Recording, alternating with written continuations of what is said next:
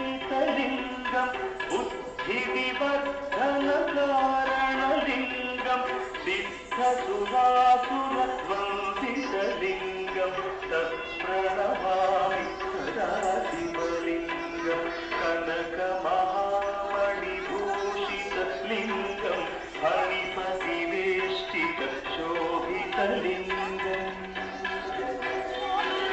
दक्षसुयज्ञविनाशनलिङ्गं तत्प्रणमामि सदा शिवलिङ्गम्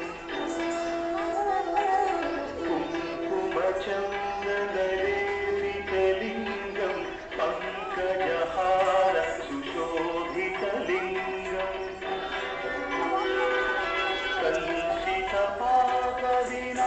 कलुषितपापविनाशनलिङ्गं तत्प्रणमामि सदा शिवलिङ्गम्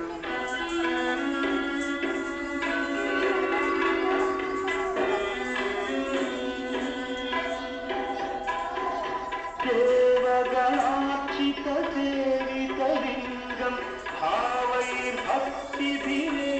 च लिङ्गं दिनकरकोटिप्रभाकरलिङ्गं तत्प्रणमामि सदा शिवलिङ्गम् अष्टदलोपनिवेष्टितलिङ्गं सर्वसमुद्भवकारणलिङ्गम्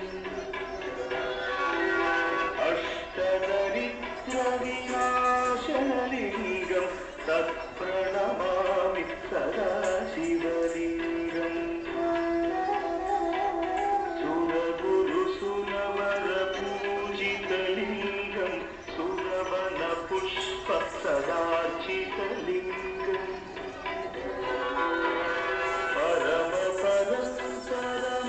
परमपरमात्मकलिङ्गं तत्प्रणमामि सदा शिवलिङ्गम्